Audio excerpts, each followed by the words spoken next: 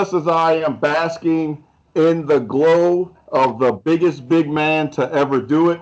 This is the Sideline Junkies Wrestlemaniacs, brought to you by Anchor and currently on YouTube for the first time. We'd like to welcome you to our 2020 Wild and Crazy Spittin' Hot Fire Dial on RIP Deebo Wakanda Forever Darn You Hallmark and Lifetime Christmas movie WrestleManiacs COVID Sucks End of Year Show. Woo! That's a long title, but that's how we feel about it on this 12th of December. So, as always, I'm the People's Choice, Don Rodriguez, and you will see for the first time as we are all together smoking or at least nibbling on his stogie there, the Nubian Sumo. Mr. James, what is up, my friend? It is I, the quintessential stud muffin, and a good God damn handsome man. As of this morning, 305 pounds of twisted steel, sex appeal, prime, cut, buff, and jacked. The Nubian, the ladies call me Fred Flintstone because I can make their bed rock. Sumo. What the hell? Lord. Did we take out James and put in a sumo Joel Gertner? Did I miss that? Did I miss that? Look, Is, let me tell is you that something something. new? That's a first right there. He went in. I feel like my intro was bad. This has been a very festive week for me. My youngest brother got married. I just left from their wedding reception. I was in a 20 blunt cipher while I was smoking my Tatuaje TTA 51st anniversary cigar and my whistle pig piggyback 100% rye 95 proof whiskey. And just for clarification, that blunt cipher was all for medicinal purposes. Yes, Just wanted to put that out there. We all had cataracts we needed to work on. So yeah. Yeah, that left eye is just rough. I'm telling you, I can barely see it. But also, and you better bring it as good as little Sumo Gerdner over there. I'm looking at the one, the only, representing the Sideline Junkies brand in the background, the big guy, KG. Well, it is the final show of 2020. I said I wanted to pay homage to the big brother, my big brother, the Nubian Sumo. So I had to bring out my cognac glass.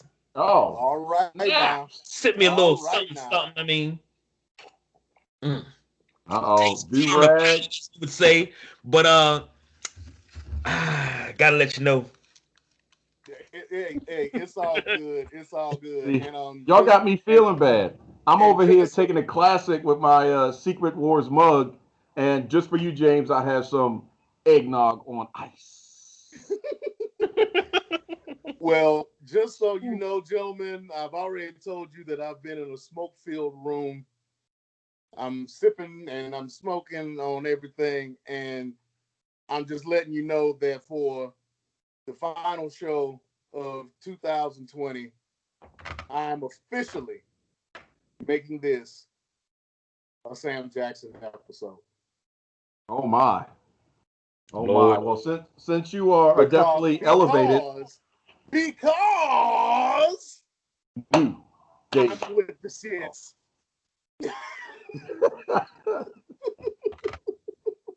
Well, I mean, as you all know, we are notorious for having bad segues. So the Bubble Guts is nowhere close to being a good segue into our first topic of the night, which is, well, a lot of people are calling it, but I'm adding the question mark on it, the AEW screw job. So my question to you guys for the previous week's Dynamite, did it pay off? I mean, really? Because to me, I think in booking and creative and thinking about it, like, okay, we got this idea, we got Callis, we can kind of work this in, but having it actually play out on TV with a microphone, to me, it wasn't believable. And maybe what was caused it to be unbelievable in my eyes was the fact that the person it was happening to was John Moxley. So we've seen everything that Mox has been through when it comes down to his matches, and now a microphone, one of those, boop, oh, he's out. That was almost a finger poke of doom type of thing, in my opinion. So for me, I mean, the payoff in reference to what they would like to get out of it, I think is still possible. But I guess the vehicle that they used and how it came across was not believable to me. It was kind of whack. I'm sorry, but I'm gonna leave it up to you guys before we get into some of the branches off of that tree on this screw job of sorts. But I mean, how do you guys feel about it? That was just on my opinion. Well, my opinion is on it. I mean, you really didn't need much to make him a heel. I mean, he was already working his way toward there. I mean, to me, this is no different than the squash that they did with Brock Lesnar. I mean, like you said, they've already been working up to this. All they needed was that spark to get it set off. Now, from what I've seen from AEW, from what I've seen from in the Impact show that they did, and he is supposed to come back to Impact on Tuesday. This is the AEW's version of the cleaner. Now, in New Japan, they don't really do too much as far as storyline, but where this is going, where AEW is bringing it or taking it, it is their version of the cleaner, which I'm starting to see. Because before I told you, I was like, I don't see it. I don't get it. So Right. now I'm starting to see where they're putting everything in place. And the fact that they brought Don Callis in was a stroke of genius to me, because he can be Kenny Omega's Paul Heyman. And Okay. he's very capable of doing that. I agree. He's always been a really good talker. KG, what's your thoughts on the AEW screw job? Well, with all this talk about stroking and screwing, yeah, I'm getting a little excited here. Go ahead But and say your name. About her, it better be your wife. So go ahead. No, but I was trying not to go me too on you this early, because I knew it was coming. but wait, y'all talking about the stroking and the screwing? Clarence Carter. I never said anything Ooh, about shit, Clarence Carter. I mean, you know, they call me Backdoor Santa. But my question is, You better clarify that. I made my rounds about the break of day. What you talking about? Real quick. Oh no. You got to pause on that one, man. Backdoor Santa. You don't give James that type of ammunition. I'm just saying. Well, oh, James know what it is. He knows. I know exactly what it is. Yes. Better pause on that too. But honestly, I'm kind of over the screw jobs now. I mean, I've been over the screw jobs. We still haven't figured out if the Montreal screw job is a work or a shoot. And it's been 23 years. Then you had the screw job at Survivor Series the following year, which was scripted. Mm-hmm. And over the years, we've had screw job after screw job. I'm kind of tired of it. Well, put it this way, okay? Anytime anybody did like a work shoot promo after CM Punk did his, everything became a pipe bomb. So you got to look at it as them having a lack of calling it something else, or just trying to get the rub off of the Montreal screw job just to call it a screw job. Well, they were definitely rubbing because they were Callis referenced Montreal on Impact, and he also referenced Montreal on Dynamite. So, and just because I see it in your face, just because I said rub doesn't go along with the screwing and the whatever you else said. I see it coming. I see it in your face. I just want to say, y'all aren't only this live. Is it? I understand that people can see us commit all these different verbal crimes, but now y'all just gonna go in. I mean, I appreciate y'all putting a mugshot to it, so it makes it a lot easy for Chris Hansen to show up and say, "Hey, did you say this?" And so plus, when I see both of y'all on Dateline, then plus you know. This is a Sam Jackson episode, so everything's legal. You know, no holds barred, no count outs, no disqualifications. I didn't hear MF Balls yet. count anywhere. So, you know. I just want to say that even on the rocks, this is some good supermarket eggnog. Just wanted to put that out.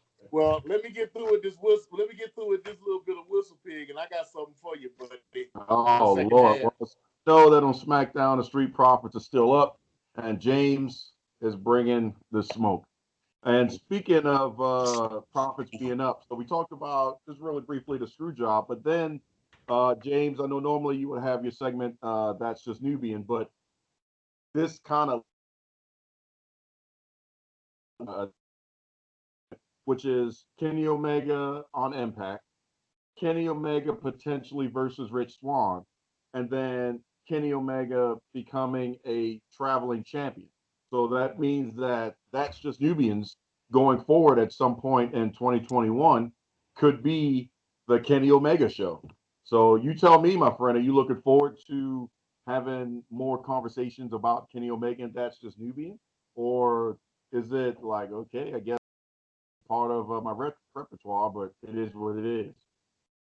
Well, I've said on past shows, I've been looking forward to the relationships between some of these companies getting together and doing this. So AEW and Impact are just starting the mainstream aspect of this happening. Now, I would love, now, as far as Kenny Omega versus Rich Swann, I'm actually looking forward to that match. Yeah, who And you you know how I feel about Rich Swann. Yeah, that's your boy. So, you know, I'm actually that would actually be a not too bad matchup. You know, Really? so that's something that I would actually like to see. Now, as far as an AEW traveling champion, I would love to see it. The last time something like that happened was with Austin Aries. Oh, say that one more time, James. You broke up. Okay, I'll say the last time that actually happened was with Austin Aries, when he had like 5 or 6 different championships all over in like 6 different countries, 6 companies. So yeah, I would actually look forward to seeing something like that happen. You know, just to see where his reach would go. Would he go to New Japan and get maybe the United States Championship from Moxley or from Kenta if he actually wins it?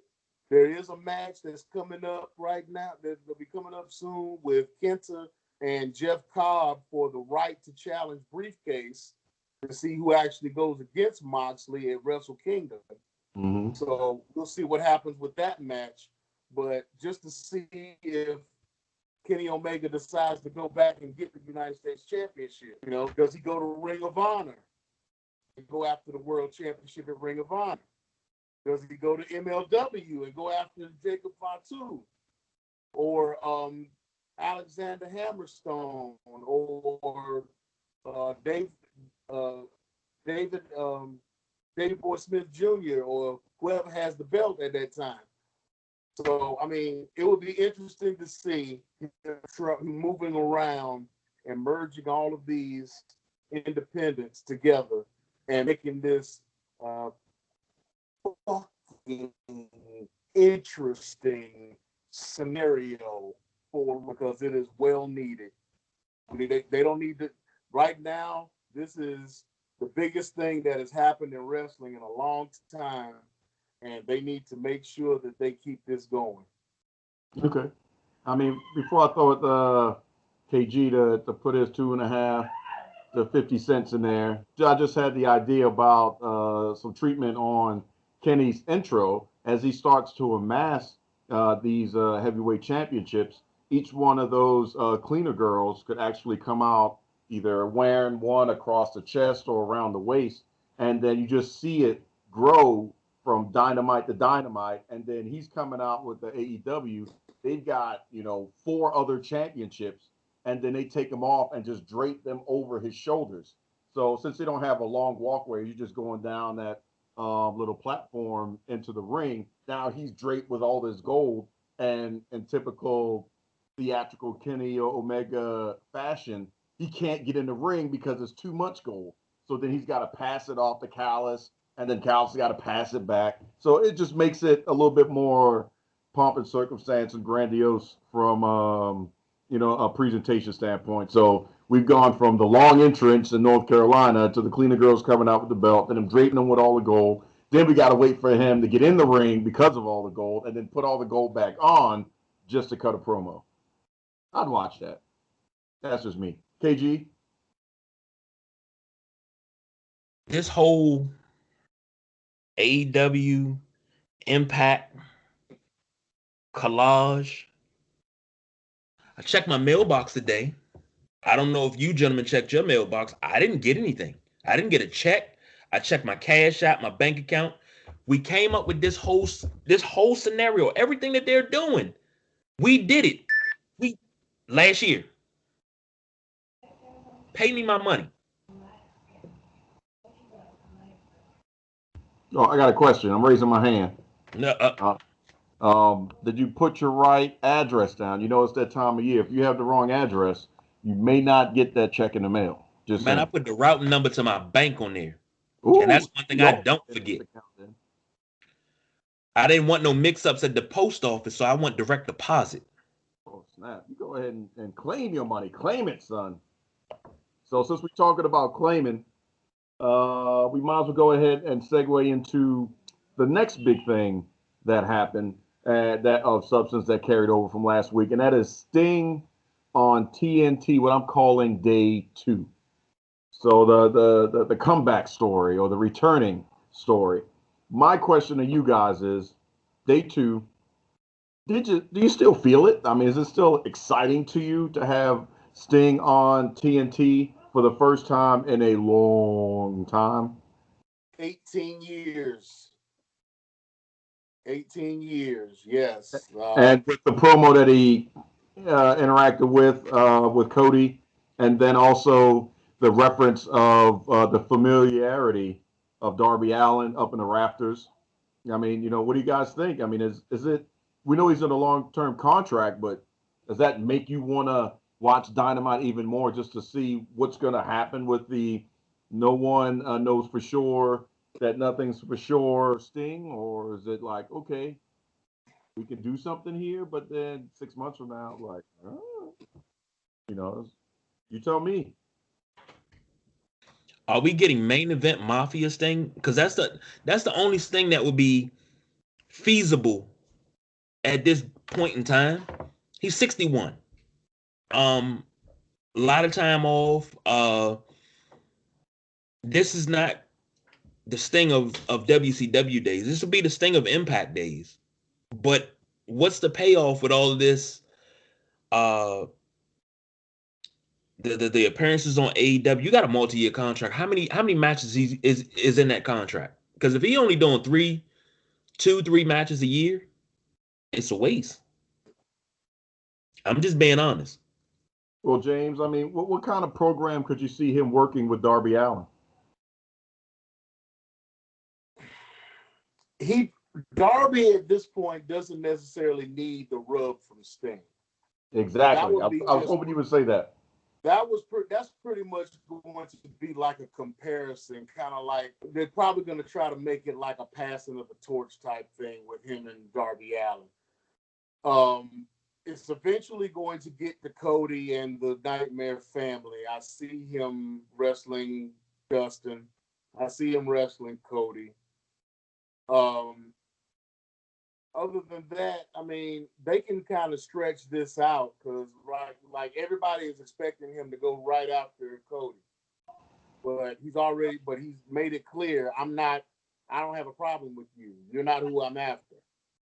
So we don't know who he's actually coming after. He has mentioned Darby Allin, but is he? I got my hunch.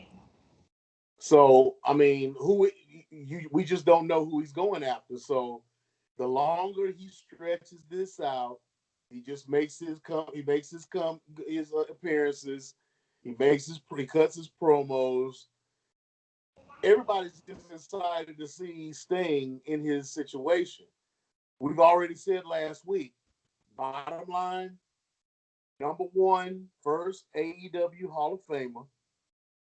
They're going to give him his farewell. They're going to give him his final ride, his last ride, like The Undertaker. The WWE should have given him. And we're just going to let him ride off into the sunset in the way that he wants to be let go. Okay. So we're just going to have to see. Yeah, well, now if I wanted to put my Booker hat on or my creative tie on, one thing I wouldn't mind seeing, especially because we talked about this before, the evolution of the MJF Inner Circle Chris Jericho situation, which is starting to turn in the direction that we talked about with Jericho somehow magically going out and MJF taking over. We kind of got a glimpse of that with Ortiz saying he really doesn't have a problem, and MJF and Wardlow are starting to grow on him. And Ortiz and Sammy were two of the big ones saying no, no, no, no, no. Now we're, I wouldn't mind seeing when we have the big turn, the jump out, if you will, of Chris Jericho, somebody that's been jumped out of a group before, somebody that, if they wanted to, is very familiar with coming down out the rafters or just showing up with a weapon of choice that potentially is a baseball bat to save one Chris Jericho. And that one person could be Sting. But because we're dealing with current Chris Jericho, he doesn't need Sting to help him. So we could somehow take that into Sting having beef with the Inner Circle, but more so we have a match that is years in the making in reference to characters being at such a high level that they can finally clash and be main eventing. Because when we were in WCW 18 plus years ago, Jericho was running around with Ralphus and doing all these things. Sting is saving WCW. They were on two different wavelengths. But now we have Chris Jericho and we have the Icon. Those two together before Jericho retires, in my opinion, and one of the limited matches that Sting would do is a box office draw, a dream match, in my opinion.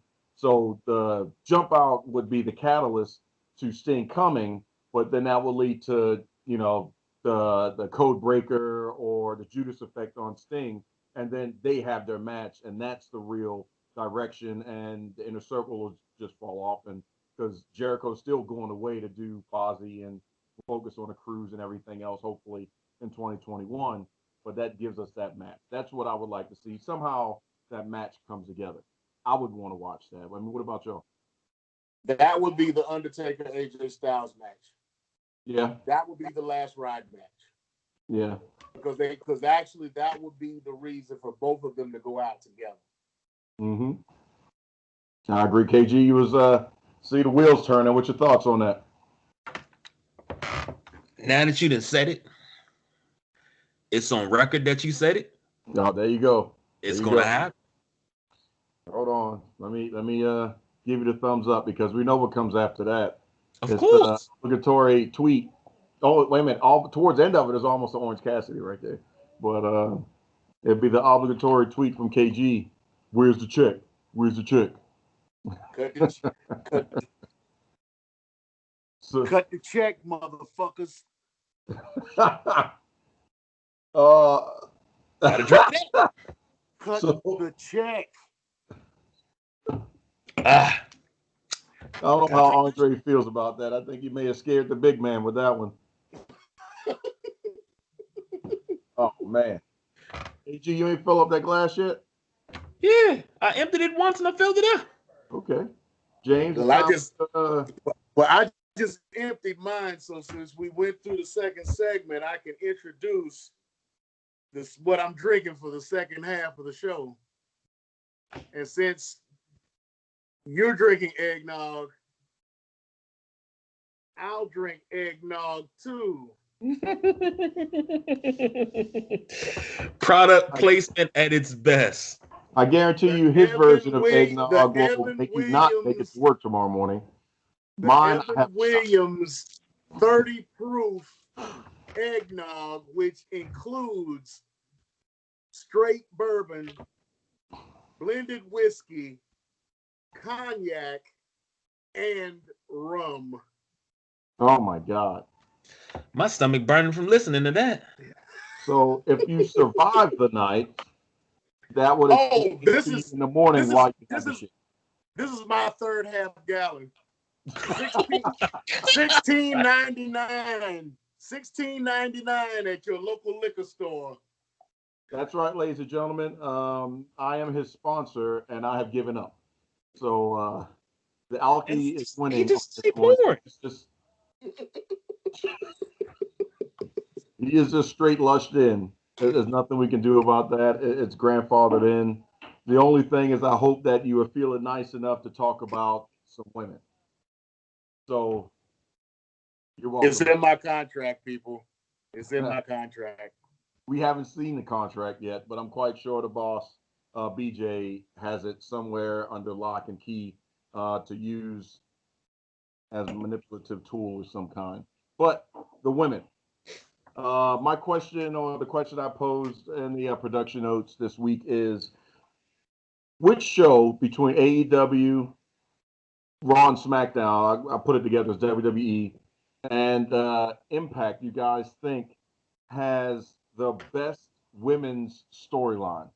So just to break it down before you guys let me know what you're thinking and how you're feeling. On the Raw side of things, I think the top storyline there, believe it or not, is KG's girl, Nia Jax, and Lana. It's the most compelling storyline, in my opinion, that has been happening on Raw. On SmackDown, we've got the newly budding one of Sasha Banks and Carmella. On AEW, we also have a newly budding one. Unfortunately, not a lot of them. But we have Miss Jade and this Brandy Rhodes situation that is starting to come of sorts, which also would bring in Shaquille O'Neal into the fold. And on Impact, especially since Final Resolution is happening tonight on Impact Plus, we're not getting paid for that plug. Deonna Purrazzo and Rosemary are facing each other tonight, if I think that was correct. So those are the four: Nia Jackson, Lana, Sasha and Carmella, Jade and Brandy, and Deonna and Rosemary. What do you guys think is the best storyline? Now, are we talking about just the storylines that you mentioned, or we talk about the storylines overall? Because just the ones, because like I said, to me, those seem like the most compelling, that had more substance to it than just, okay, this person versus that person. You beat me once, like not the Seth Rollins, Rey Mysterio drawn out storyline, and okay, this is happening. It's a little bit more substance to it. You got some emotion and some feeling into it, in my opinion, or some skin in the game, as they like to say. So that was the thought process on that. Kind of like saying the Killer Bees are the greatest tag team of all time. Well, I don't mean that. I'm just saying that for KG because he loves hearing about criterias and stuff like that when it comes down to picks. Well, under those circumstances that you just said, I would have to say AEW because, like you said, with the Jade Cargill situation, her coming into the fold, and now she's got Vicky Guerrero, Nyla Rose. She's gotten Ivelisse and Diamante behind her. And with everything going, and then you got Brandy and Red Velvet and whoever else that they're going to have on their side. That's going to kind of, I'm looking at a Survivor Series type match with them at some point. Right. Getting them all together because Jade Cargill isn't really a wrestler, but I am hearing that she is in training to eventually get into the ring. So we'll see what happens with that, but I'm seeing either a Survivor Series type match or maybe even a War Games type match with them at some point. I agree. Everybody coming together awesome. like that. Yeah. Plus, she doesn't, just like we saw with Pat McAfee,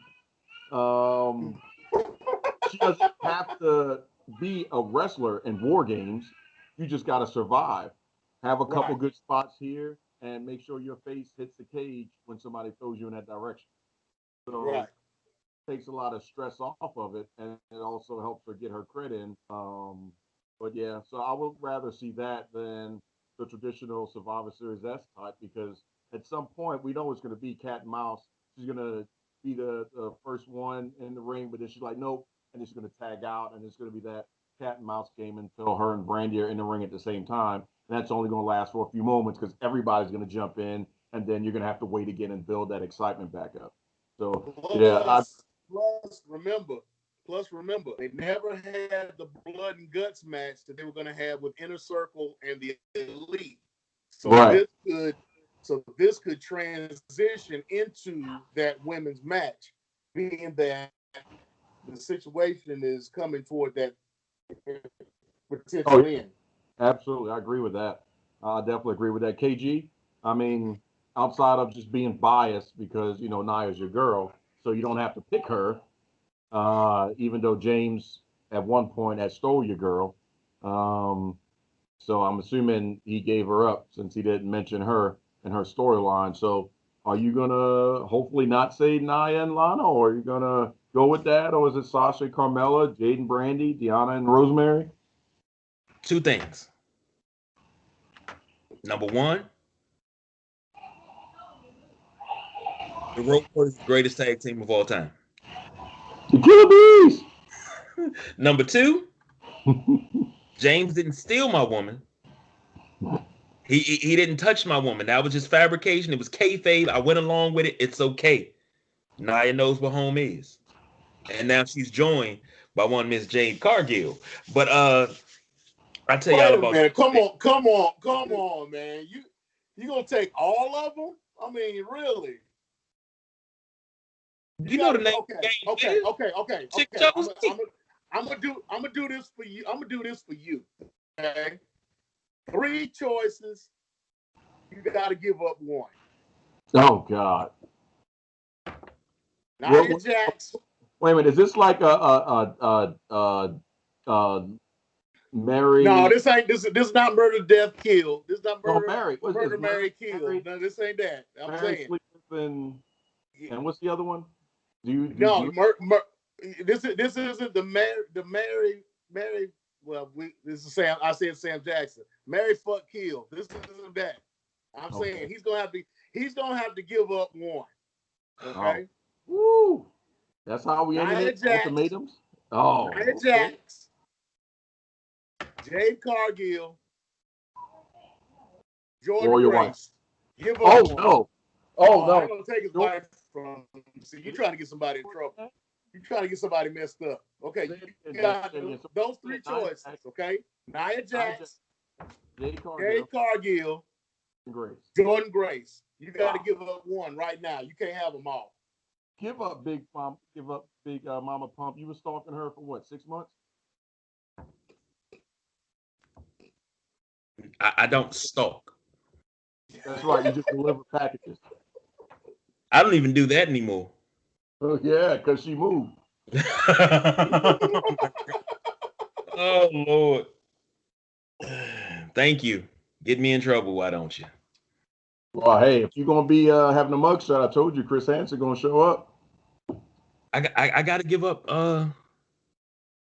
And this is like on so many different levels. I got to give up Jade Cargill because number one, Jordan Grace is gonna get her title back, and outside of what's going on in AEW, I give AEW the nod, but Impact's women's division, it's getting back to what was that, 2009 to about 2012.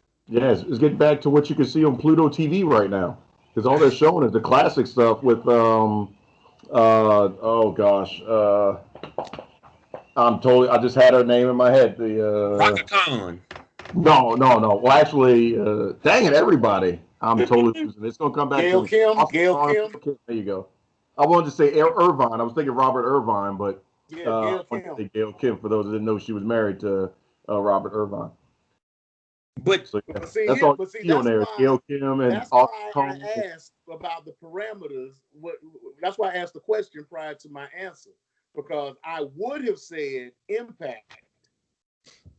As far as a long-term overall, but being that Don said that he was dealing with those specific storylines, I had to go with AEW. But my answer overall, long-term, would have been Impact, because like you said, they do have a lot of things going on with it, especially with now they've brought back the Knockouts Championship, Tag Team Championship. And you got all this stuff going on with Su Yung and Deonna Purrazzo and Jordan Grace and all these others, including everybody that's coming in with AEW. So you got a lot of dream matches that are about to start up. So yeah, overall, I agree with Impact. Yeah, definitely. Okay. But are you sure that's who you want to get rid of, KG?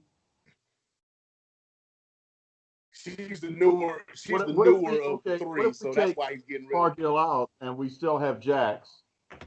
She's the newer of the three, so that's why he's ready to get rid of her, because he hasn't established a relationship with her yet. He just met her, so he don't really know nothing about her. You got to make it more difficult. You got to sub her out and put in Alexa Bliss.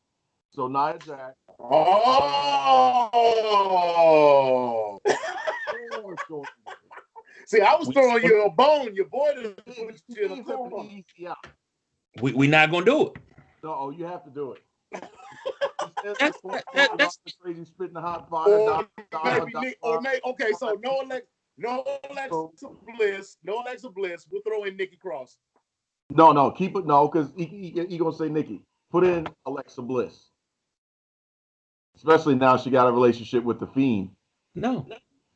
Even though that's supposed to be Liv Morgan's role. That's supposed to be Liv Morgan's role. Sorry. No, I'm not going to. Liv Morgan's in a role with Ruby Riott and some. With the Riot Squad. I'll be feeling kind of uncomfortable sometimes watching it. Love it. I love it. So you got to pick one, man. I love Liv. I love Ruby. I can't wait till Sarah Logan, she drops the baby and she can come back. Ooh, Riot Squad back terrorizing people. Congrats to Seth and Becky Lynch for baby Ruth, I believe is the name. So congrats on their first baby.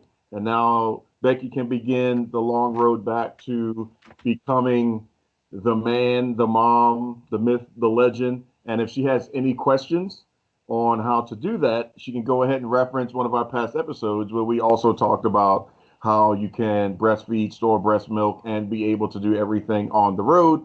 So the Sideline Junkies, Wrestlemaniacs, have already ironed out how she can travel, pump, process, keep, and still be a high-performing wrestler. Yes. Wrestling. We lost James. He's marked out, but yes, James, we did have that episode. We broke it down. Originally, it was for Ronda Rousey, but I know you told me about this in the past, but I'm just like, I mean, why? We dropping knowledge. That's what we're here for. By now on our show, we go way off into the yonder, and we just end up somewhere, and then we catch the bus back. So we went yonder into that, and then we actually had to walk back because we went through every avenue. We thoroughly scrubbed down to a science. So we even threw Natalia into the mix if she wanted to have a baby, but then she'd just be a cat lady either way. So yeah. So Becky, we got you. Seth, burn it. Well, he already burnt it down. So I'm mad about that name they gave him because I don't even know how to pronounce that. What's the name? Rue. You can pronounce it R. Was it ROU? It's kind of Creole-ish of sorts. So they named their baby after a mixture of flour and oil to make them gumbo. Okay. That's Speaking what of they named oil, their baby. remember on the trains on the MARTA, you would always have those guys who used to joke about the ones coming through, oils and incense and oils. Oh, I get them on the metro too, bro. So yeah, no doubt, yeah. Hey man, I miss the good old fashioned bootleg. $2, man, $2.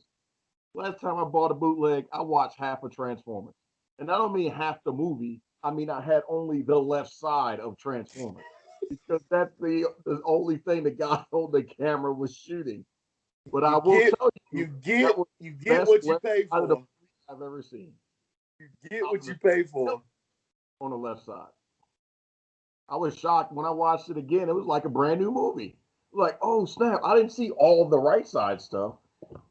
Man, that was like the gift that keeps on giving. Oh, so that's where that rocket came from.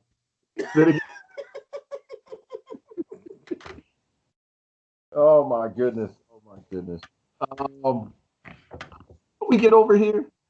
I know we were talking about Sting. We weren't talking about that. Let's move on. And excited now somehow we're talking about bootlegs and KG his love life. Y'all always going off on tangents. Let's move on. We're not KG. You have to pick. This is not a pivot session. I abstain from voting. You can't abstain from voting. You just abstain from having all these kids, but you can't abstain from voting. You got to pick one. Nia, Alexa, and or Jordan. Picky. Take your pick. Stop being a bitch. Pick. Shoot the J. Shoot it. Shoot the J. I guess I gotta go with. Jordan. Oh snaps!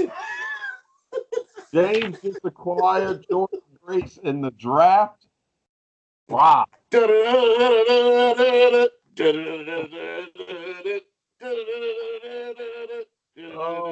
That's my game was forced under pressure, man. I don't want to talk about it no more. I'm upset now.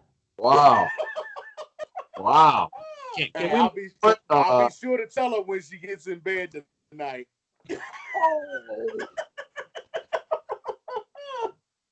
Wow. That's about all I can say to that. Jonathan is too busy. Jonathan's too busy trying to be with the fountain, trying to set up this fountain. So she's being neglected right now. So guess where she is? Not at KG's house. She's coming to Parts Unknown over here with me on the south side of Parts Unknown. Yep, we get in trouble for that one. So, moving on, ladies and gentlemen. So we talked about the women, but now it's time to sober James up and talk about the men. Never. And Never. my question to you guys is: who has, out of we'll call it the big four, the best men's heavyweight champion at the moment? You can factor in storylines, you can factor in presence, just overall package, I would say. So on the Raw side, you're talking Drew McIntyre. On SmackDown, you're talking KG's Tribal Chief, the head of the table, Roman Reigns. Fresh into the mix from Dynamite AEW is Kenny Omega. And then James's number one fan, the one he looks forward to seeing dance and shake and shimmy and do whatever else he wants to do from Impact, your current champion, Rich Homie Swann. So, KG, you tell me, in your humble opinion, as wrestling connoisseur, James is looking up pictures and sliding into somebody's DMs. No, I'm not. Go ahead, KG, because I'm about to dig in his ass here in a minute. Go ahead. Wow. Oh man, he got facts lined up. I mean, he only have one option because we know who the other three are. So, Drew, Roman, Kenny, Swann. I'm gonna say, don't get me wrong. And Roman is a beast, and I love this heel turn. This is something that was needed. Being a fan favorite and then being forced down the fans' throats and people hate you. What better way to turn heel? But Kenny Omega is not bringing it like he was. There's something missing. So I got to go with Drew McIntyre. And I like, it's some things that can happen with Drew McIntyre, Randy Orton, that they haven't explored yet. But damn it, it's going to be good. And then with Roman Reigns, I'm not sure if you fellas heard this, but Goldberg called him out. Yeah? Yeah, I heard about that. Yeah. I think that's kayfabe, though, in my opinion. I think so too. I think it's a shoot. I think it's a shoot because remember, Goldberg has at least 4 matches left on his contract. That's what I'm calling kayfabe. He's got to use up the contract. I mean, they got to do it. They're contractually obligated, and if it ends mid 2021 to get 4 matches in, you know, at his age and the way he has to prepare, that you've got to start somewhere and you got to start soon. But my question to you, KG, is you picked Drew, so I'm gonna challenge you. Do you feel like they are turning Drew into Super Cena? No. Yeah, he lost it for a moment, but how quick did he get that belt back? Well, because that Claymore is taking people down just like the FU, and he's beating people consistently. Now, granted, it's more believable than John Cena. Not disrespecting John Cena by any means. I'm just saying that in the manner that Drew is winning these matches, the level of aggression, or dare I say it, ruthless aggression, is a lot more palpable. So you believe it more when you see Drew getting ready to lay that Claymore down. But that's my challenge to you, since that was your pick. Are you getting those Super Cena vibes, and it's like eventually it's going to fizz out, or you think he's got more longevity?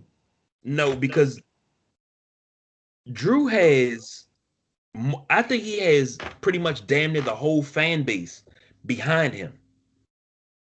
And, this dude went from being a 3-man band to a world champion. He had to get fired to come back and be who he is. But started from the bottom. Now I'm here. Look at the Claymore kick. Look at the Glasgow kiss. Those are devastating moves. If you did that to somebody, that shit hurts. Who'd you do it to, KG? I know you did it to one of your kids. Which one? Go ahead. You can tell. I didn't do it to the kids because we're not allowed to do that anymore after my youngest son hit me with a Superman punch across the living room. I didn't ask you what you was allowed to do. I asked you which one you do it to. I headbutt all my kids. Good game, kid. Pow! Okay. You want to see me do it right now? No, it's all right because heaven forbid somebody fly No, into the because microwave. we don't need defects on this damn show. Okay, no. We in enough trouble already between everything y'all have said thus far. So the shovels are already digging the hole that we're about to jump in. Yeah, but nah, Drew McIntyre's nowhere near Super Cena. You never get tired of saying Drew McIntyre win because look how long he was an underdog. He paid his. I'm not saying Cena didn't pay his dues, but Cena came in. You knew Cena was going to be top draw when he was in OVW. He was the prototype. You knew he was going to be top draw. Pun It was intended. just a matter of time. Yep. If anybody say they seen this from Drew McIntyre 10 years ago, you're fucking lying. Yep. Except for Vince McMahon because he was saying, well, I picked them. Hindsight's 50-50, Steve Spurrier. All right. But So that's my James has thought. given us his opinion on the men's heavyweight championship division, and James has been holding that phone up patiently, sexting some. What would you No, like to add to this?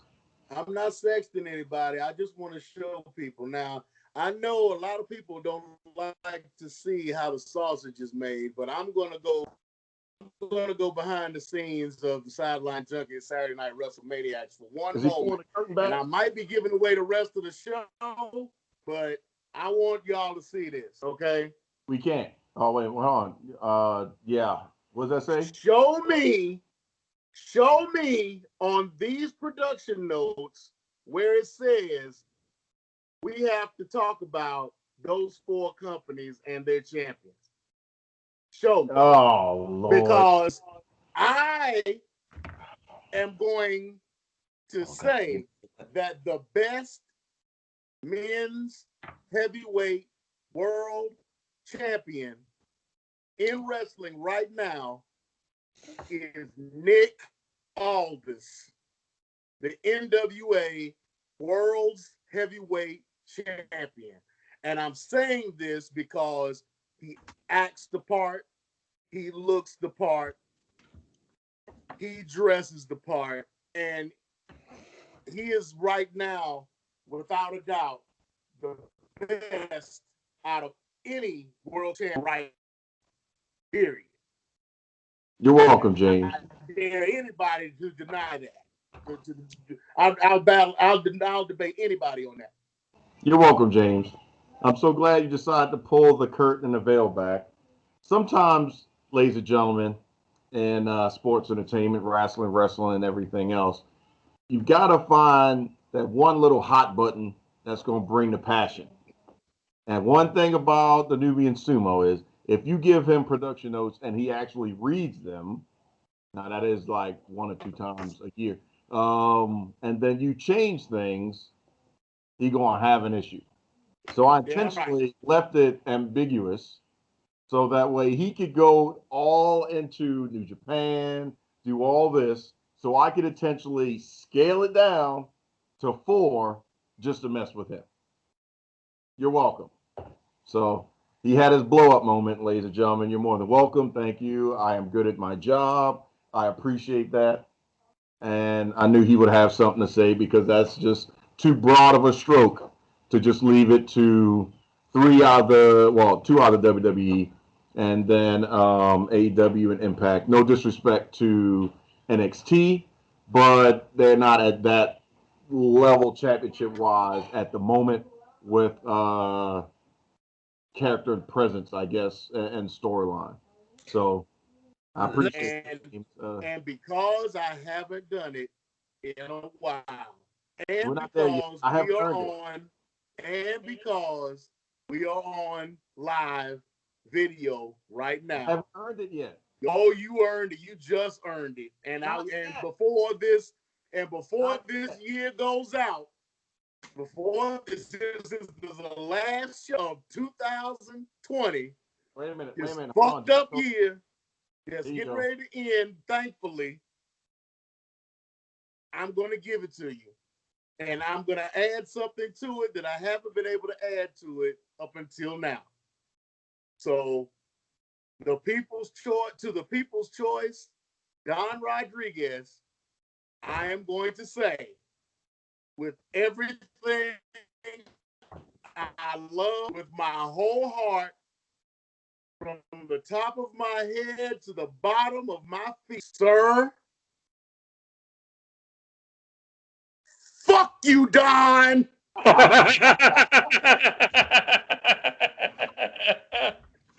So you joined in the circle, is what you're saying. And no, my screen is not frozen. Oh my goodness. That's good, but it's also not that big. So, Wow. I gotta earn it. I Wow. can't give them out. I gotta earn it. Now I know I did earn it that one time when we was in the sports arena, and then since they could see us, and we're talking about the big man Andre, we were over by Harley Davidson, and you was talking some smack. I'm like, you know what? I'm just gonna beat the hell out of this dude. And he over there feeling himself. He's like he is now. And I just scooped him up, and I picked him up and lifted him above my head with the largest arms ever. Just slammed the hell out of him, and he was like, yeah, I did that. And then take your behind back to work. Remember that time? That is a bald-faced lie. Well, technically, my face is almost bald, so that makes that 90% true. That is a bald. Hey, that is a bald-faced lie. Now you took your glasses off. You know you can't even see the screen. But I bet you can see this. Actually, hold on. Let me take my glass. No, actually, I cannot. Okay. Not because I can't see the screen, but because it's small. So, Hey, old guys. and for those of you in podcast land that were wondering what James was doing, he was just holding up his pinky finger to show us that he can barely lift up a cup. So, now that James has had his moment, I'm happy that he's had his moment. We can move on. It's time for him to get some more moonshine eggnog. We could talk about getting wild. Moonshine eggnog. That might be pretty good. We could talk about getting wild. We could talk about our own some of our own personal wildest moments in professional wrestling. It's not any like hierarchy. Doesn't have to be. It's just 3 wild moments that you think is just a top thing to mark out to. So KG, what's your 3 wild moments that you've seen thus far in your lifetime? In my lifetime? Or last Thursday, whatever comes first. Wow, okay. You were running from Jordan's house? Wow. See the straight face there? Straight face? That was more Povich type question. Are you 1,000% positive? Nah, because when you're 1,000% positive, you are the father. No, you're not. No. Let me see. Positive, Maury. Wildest thing I've seen in my life. 3 wildest things. James on camera. 2020 as a year. I mean, 2020 as a sports year as a whole has been wild because it's been a lot of adjustments. This year is just. I've had some bad years in my life, but this year, man, takes the damn cake. I got people complaining because it ain't enough sports on, then there's too much sports on. And why are they protesting? I just want to watch sports. You're here to entertain me. You shouldn't have a voice. I mean, things like that. And I'm not going to get all political because that other side to come out. And then next thing I know, I'm getting a letter from the government about, my activities. So I don't need my activities monitored. But number one has to be this year, sports-wise as a whole, has been wild. Roller coaster ride. But damn it, we made it. Number 2,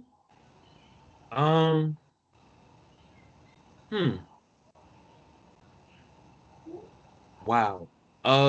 Now we've talked about a lot of stuff in wrestling, so Yeah, but now you want to go wild lifetime wrestling? I think I sent this to you like 2 years ago. When I find it again, James, I'll send it to you. It was a 4-corner shooting star press. 4 wrestlers did shooting star presses off of each turnbuckle. It was a couple years. It was an indie show. That was one of the first things I've ever seen. I've seen that. I know what you're talking about, but I can't remember which 4 were doing it. But I remember seeing that. I've seen it a few times actually.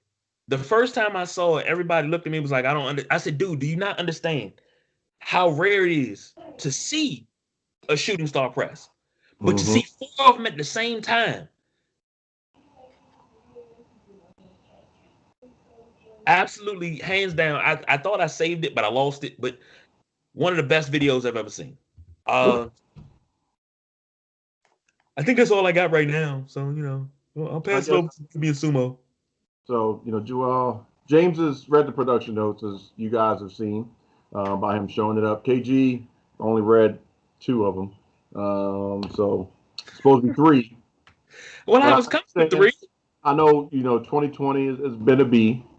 And not only have we had everything that we've gone through, you've also lost Jordan Grace. So, I'm going to give you a pass. I understand, man. It's okay. I'd hug you right now if I could, but it's rough. It's hard out here. All right, so I'll go next because I know James has got some interesting gems that, through his lifetime. I mean, geez, what was the first time you saw a professional match, James? Was it God and Darkness? That was a long time ago. It was like, let there be light. Nope. God and Darkness. Wow. Yeah. You are an asshole. You are a true asshole. Okay. But I'll let you go last since you have the most. And and for Christmas I wish you nothing but hemorrhoids and explosive diarrhea. And if that don't hold you, heart palpitations. Wow. And you're probably going to have all of that by the time what you drinking works its way out. So I wish you the best on that one. And he's still going strong, ladies and gentlemen. So for my 3, the People's Choice, I just picked 3 out of some of the overall top wildest moments that I've had a chance to enjoy from watching sports entertainment, wrestling.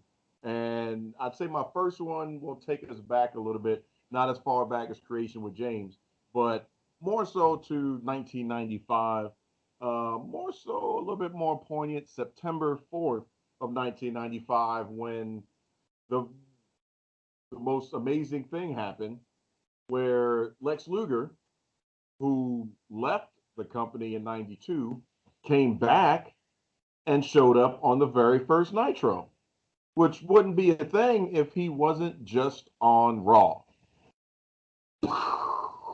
How is this guy on the Northern show and on the Southern show in the same night? But one of them's live. So guess what? That just pulled the veil back on. Oh, snap. WWE is taped, or WWF is taped. Wait a minute now. Let's clean this up. Lex Luger wasn't on the same night. Well, I mean, it was, back then. The only person that's been on the same, well, there have been two. One was a woman who was on a show, and who was on 2 shows that on the same night, but they were like lower, like independents. But the only real wrestler that has been on the same night for two major shows was Rick Rude. True. He was on ECW and he was on Raw the same night. He shaved for Raw for Raw. Well, we'll call it the same week, but I mean, ideally, you were watching recaps on Raw with Lex Luger, and he's a WWE talent, and now he's on Nitro as a WCW talent, saving Hulk Hogan from Kevin Sullivan and the Dungeon of Doom. So that, to me, as a young kid, was just mind-blowing because there was division. You saw people go back and forth, but it wasn't like that close together and that crossing over, and you're like, what the hell is going on? This is pre-NWO and everything else. So that was epic. Number two, just a wild moment. Like I said, nothing like in hierarchy, but it was probably wild and crazy and gross, but at the same time, you couldn't take your eyes off of it. And that was when Martin Wright, aka the Boogeyman, bit off the whatever the hell that was on Jillian Hall's face. I could get past the eating of the worms that were really worms and everything else that was happening, but I mean, that was kind of disturbing and disgusting and weird and interesting and cool all at the same time. So I just thought that was a fun little wild thing to bring up.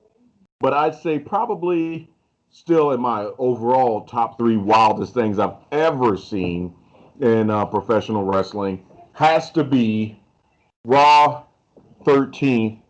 I'm sorry, March 13th on Raw 2000 when the Dudleys put Mae Young through a table off the stage.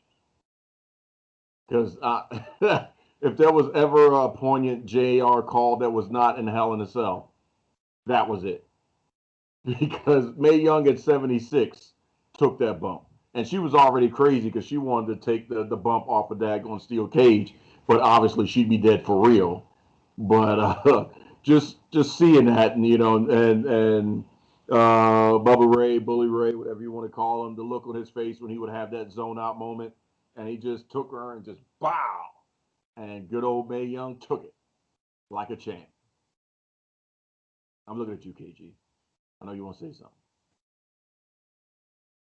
Oh, good. No Me Too moment there. All right, so No.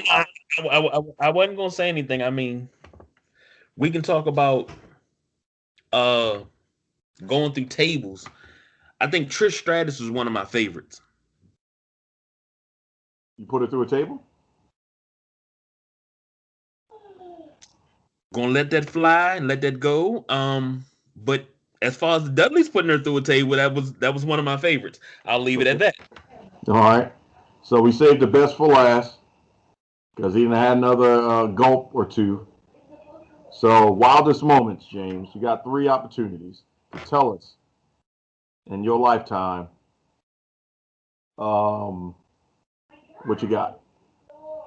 Okay, so my first one I'll bring up something from WWF.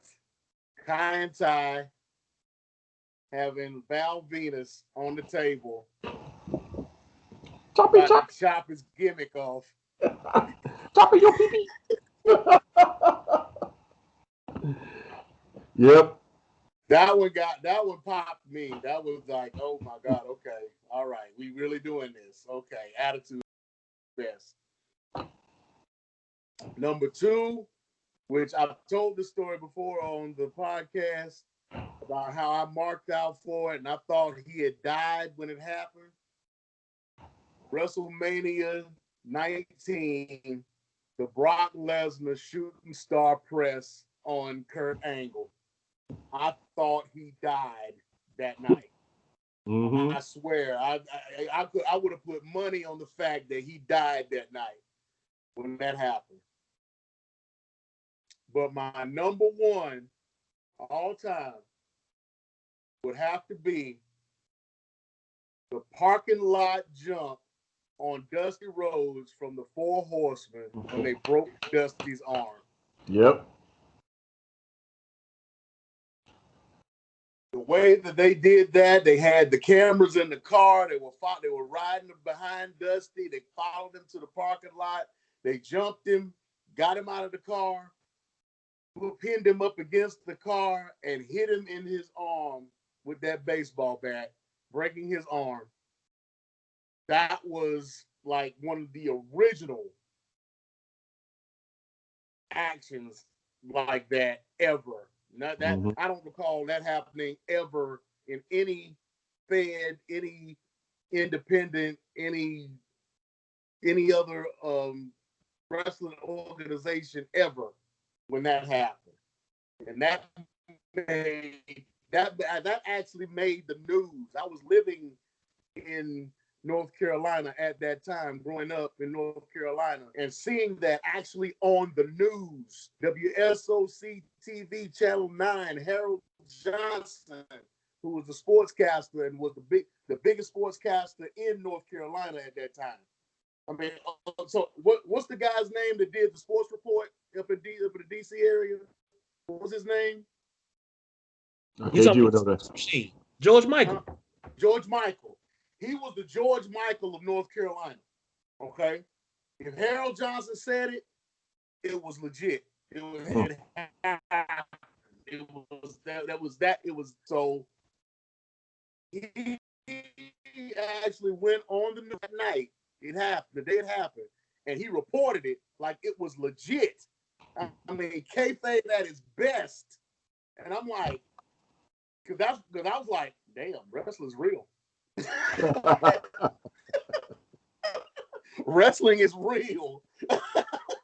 So I mean, it's on the news. I mean, look at it. I mean, they actually report. So yeah, when Dusty Rhodes got jumped by the Four Horsemen in that parking lot in Charlotte, North Carolina, which I can take you to that parking lot right now if you wanted me to, and him getting his arm broken, that was the most shocking thing in wrestling to me, and to this day, nothing has beat that. Okay. All right. So before we get to our last segment of the day, I wanted to ask your guys' opinion because it's a little bit of a newsworthy thing that's been happening and popping up in social media about some of the big men and potentially some of the big women, and we're talking about by size, being called down by Vincent Kennedy to the Performance Center for some training from Drew Gulak and Adam Pearce to brush up on their movements. Now, a lot of scuttlebutt is because a lot of folks don't agree that Keith Lee should be there, but then again, they believe that he is Godfather then because of his shape. There's talks about Otis being there and a couple others. And some people are also questioning why Nia Jax isn't part of that list, but then she could be since they're all, in that Florida area. So I wanted to see, do you guys think this is a good idea? Because what are they brushing up on or retraining on? Not that you should ever stop training or honing your skills, but this is more of a, you need to go down there and get yourself together and get your moves right.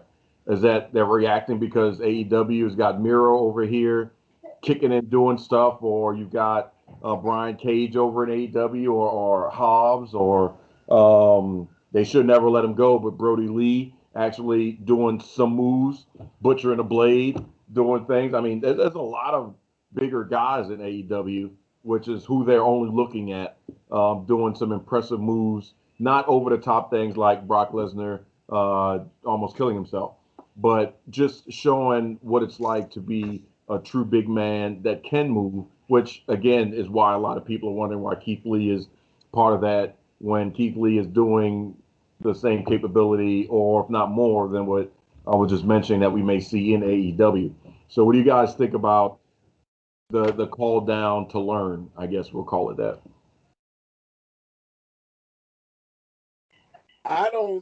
I really don't know where this is coming from. I mean, I know that Vince is real big on Keith Lee and big on Otis. And like you said, there's no reason to not continue learning when it comes to move sets and different things that you can do in the ring. But I don't see where this is coming from. I mean, what's the purpose? Right, and that's what a lot of folks are questioning is, what is he seeing? I mean, maybe KG, do you think he thinks they're just getting lackadaisical, or they're just not putting forth their best effort in the Thunderdome because there's no live fans? I mean, what I mean by that in correlation is one of the conditions of The Rock coming back to do a program is that there has to be a live audience. So we know he's out until we have live fans, which may or may not be until the Royal Rumble. We'll see what happens past that, especially since they're at Tropicana Field as of Friday, officially broadcasting. But I mean, you tell me, man. Which says a lot about The Rock, by the way, because if he were anything worth his weight, he would need a crowd to wrestle in front of. That's But his gimmick as well. I digress. That's his gimmick. So it's all, they go hand in hand, in my opinion. But KG, that's your boy too, so you can talk about that too.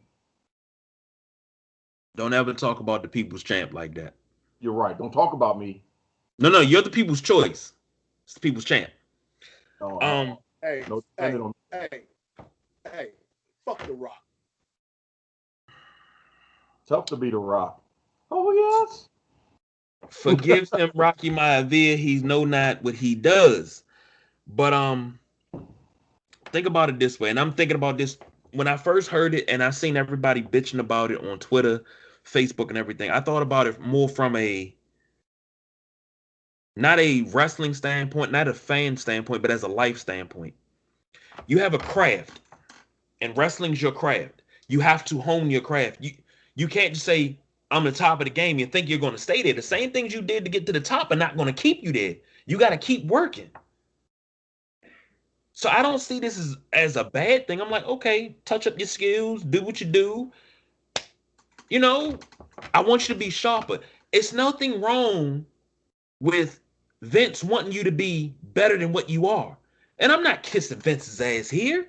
This is something I tell my kids. And I could call my daughter out here right now. She could tell you the same thing. And I told all of them.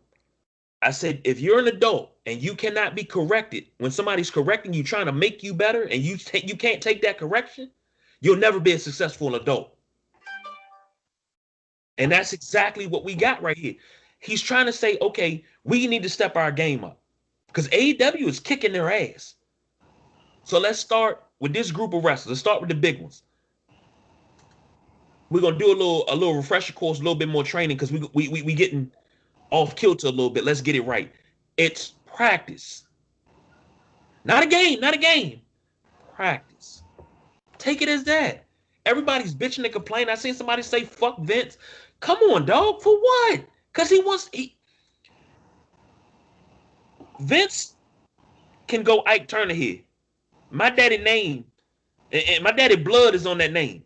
And that's basically what WWE is. That's his father's company that he took over and made into a global force. You want to see your money build and multiply. Why is there a problem? People get butthurt about the smallest things. Welcome to 2020. Sound like a comedian. Can't even tell a joke because people will get offended. But what I like to remind people when I'm talking to them in person, the difference between Vince McMahon, we're just going to call him WWE, we're just going to say Vince, versus AEW is like Hollywood versus local television. And here's what I mean by that. AEW local television, you got your local show. That means they have some liberties they can take. They can do a couple different things and have fun with it and do different camera angles and do different interesting stories and stuff like that. You have more leeway because it's just your local show. Not saying that AEW is just local or not, national or anything like that. I'm just saying in perception. Whereas Vince McMahon, aka WWE, is Hollywood. It's a television show. So it's produced as a television show. So when they have it broken down heavily into segments and it's scripted and it's this and it's that, all the way down to, like KG was saying, practice. We're rehearsing for the show because it's a television show. So when something's supposed to happen at this particular moment down to the second, it's not, over on AEW side, we're just going to go picture in picture. So we don't really have to have anything. You're just going to watch and continually let it be the event because we can do that. This is broken down to the second because we have this particular sponsor that has X amount of dollars spent to have this 3-minute spot uninterrupted over the whole entire screen. So we have to end here at this particular second to be able to make that happen and fit this next one in and then come back at this particular segment. So that spot has to happen on comeback at that particular moment we're coming back from TV or it's a missed opportunity. It is a production value all the way down to the nth degree from WWE because it is a television show. It may be sports entertainment, it may be professional wrestling happening, but it is produced as a television show first, and then it is the entertainment. That's why the F went out and the E went in, because it is literally that box that Vince operates in. Versus you can see the difference on NXT, especially when they were on the network, the WWE network. They had more ability, so they were the local show. They could do different things, but unfortunately, Vince still kept them in that box of you better be off by this time. And that's the way I like to explain it to people: is one is heavily produced, and the other one they have a little bit more leeway. And then with that thought process, to me, with them going down there, it's like, okay, so yeah, if they are practicing, if they are rehearsing, if they are honing their craft to come back to be able to do bigger and better things and cleaner, because Lord knows, I know I don't want to say it, but in the women's side of WWE, they need that as well, not from a size thing, but just in general, because unfortunately I get mad sometimes when I see the pauses in between moves. You know, it should be, you go from a men's match where it's bang, bang, bang, bang, bang, bang, bang, bang, bang, bang, bang, in reference to mark and spot. And then the women, it's, and then movement, you know, or Nia Jax is running, the casual pull down, and then Nia's got to commit and throw her own self out the ring, which happened on Monday. So thanks, Liv Morgan. So you're just sitting there like, so if she would have just stopped, she would have never went out the ring. You know what I'm saying? Just saying, like, y'all didn't see that? Nobody got that? I'm sorry, it was Lana who did it, but, you know, those type of things, I think that needs to be a lot cleaner. Not saying I'm a professional wrestler, but from somebody who I like to consider the people that watch things experts, because we pay to watch it, especially when we're going to the live events. You don't want to see the breaks. You want to see the smooth chain wrestling, aka WWE, I'm sorry, WWF No Mercy. We would like to see that level of good chain wrestling. You know something, and this is to sum up everything that you just said. Is basically, if your job tells you you need to go for further training, not because you're doing anything wrong, but I want you to be better. You're already good. I want to make you great. They see something in you. You're not getting fired. They're putting the time and the effort in you to move you forward, to make you better. How is that a bad thing? Yeah, that's because nobody wants to believe that they're rehearsals. Yeah, we know it's not real until you take the bump, but you know, they want to blur the lines of kayfabe, but then on the stuff that isn't kayfabe, you don't want to accept it. You know something? Whenever somebody says, "Oh, wrestling's not real," the first thing I said, "You got a choice. Let me put you on the walls of Jericho, an ankle lock, or let me put you on the sleeper hold to show you that it's real." So I don't want to ever hear that. Which one Now, did I pick? now, in this podcast world, I'm not saying we the greatest podcast. When I was with her, she picked the triangle choke. I'm not gonna say that we're the greatest podcast since an egg white omelet. We're not the greatest thing since an egg white omelet is what I mean. We get off. You let him get in your head. You let him get in your head. Living free right now. Congratulations, James. You now have stock in his brain. Thank you for that rent-free space in your head, bro. Or should I say, brother? Oh my God. But no. We how many times have we sat down during the course of a week before we do a Saturday show and have had conversations on what we can do better? How many times have we sat down as a whole and talked in between shows about, okay, we got to do this better, we got to get our timing better, we got to do this? Nobody ever took offense to that. You know, we did dry runs of shows that were never produced. You know, they were never published. But we just went back and listened to them and say, okay, here's where I'm messing up. Okay, yeah, I heard this from you. It's training.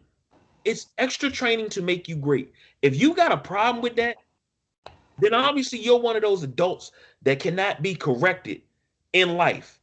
You'll never be a successful adult. Get your ass off your back, shut the fuck up, and let them do what they doing. Ooh, ooh, ooh. I get what you're saying. I get what you're saying. And I agree with you, what you're saying, because Who you agree you can with? never get enough training. You can never learn too much. You know, I get it. But you got a Keith Lee who was in that ring moving around like a cruiserweight, Yeah. who is the darling of the WWE at this time. And why would you bring him in for that extra training when he probably should be training everybody that's going to be in the training? Maybe that is the purpose, because people may not be able to work off of him. Otis, I can see. Otis is pretty much one dimensional. Well, Which like I said, for a big man of his size, I can see that. Now, everybody doesn't have to be the top rope, high flyer, jumping over the top rope with the tope suicida or whatever the hell. I don't see Otis doing that. is that Excalibur? They suicide. Oh man. Now, what they want. Kevin Owens, they've been giving Kevin Owens hell since he's been in there. And their main thing is he's overweight. Wears a t-shirt to the ring. You know, he doesn't have the body. But then you got an Otis who looks like a damn busted tin of biscuits going around here doing this caterpillar or stole worm, what's his name, with Too Cool. You know? I mean, Vince is supposed to be the man who loves the big guy. He's all about the big guy, you know. Why would he bring all these guys into this extra training when they're already established? He brought them in because he liked their moveset or he liked what they did. He wanted to put them on Raw, SmackDown if he didn't like what they were doing already. So what else are they going to be doing with them? Maybe it's just going back to, rediscovering their movesets. What got them to the dance? Because they weren't all, just doing things just to do things. It's kind of like with Promo School and Kevin Dunn and stuff like that. Say it again? You're going to have Otis doing Swanton bombs now? No. He doesn't need to do a Swanton bomb, but we know Otis is a little bit more agile than he's doing in his active moveset. So maybe it's okay. Let's let him break out just a little bit more. Because, if Keith Lee can actively do all those things, that's great. But who are you going to have him work with? Drew McIntyre can't wrestle everybody. And you got to have other people to be able to pull in. You fucked up his main opponent. Yeah. Donovan Dijak. Well, excuse me, I'm sorry. Dijakovic. Dominique Dijakovic. Well, yeah, that retribution thing. But we'll get to that in the next segment because I did have a point for that. So I mean, they had classic matches, and for you to not bring those matches from NXT to WWE to Raw, why would you not do that? What about Devil's Advocate? What if it's Triple H in his ear saying, "Hey, we have all this established talent, and that's good, but what is going to have to come from NXT is wrestling at a different level." And it's going to make everybody else look bad that isn't able to operate off of these folks. So if they're training with Karrion Kross, if they're training with Damian Priest, if they're training with my boy Bronson Reed, people that are actually able to do things, at a higher mobility rate, at a higher and faster pace. They've got to balance that out because the established main roster is going to look horrible. And we saw that kind of with Keith Lee. They had to tone Keith down. Tell me how many wrestlers have come up from NXT that have actually done anything in Raw or SmackDown? There's not a lot, but that's the problem. And in order to fix what they need to do ratings-wise against AEW, they've got to change gears and start embracing what NXT has. But is that the wrestler's fault, or is that the writer's fault? That's promotion's fault right there. That's creative. That's the machine. I agree. Right. But because they've let them be that way, you just can't have somebody that knows only how to shoot this way and then tell them, no, man, I need you to go around and then shoot. It's not going to happen instantaneously. You got to practice the around shoot. They've got to learn how to be able to perform and match what is coming from NXT, because those people in NXT can't be there forever. Otherwise, it defeats the purpose to have a training ground and a performance center and a brand that's you're gonna move up from if you never move up. If that is your glass ceiling in NXT, it's worthless. It doesn't. You're being an NXT World Heavyweight Champion 18 times is pointless, because in the grand scheme of things, no offense to our truth, but you're basically the 24/7 champion. But you got a lot of guys who want to be in NXT and don't want to move up because they know once they get to Raw or SmackDown, they're going to disappear. That's what I'm saying. The times ratings will force Vince to change. We saw that from OG and Attitude Era.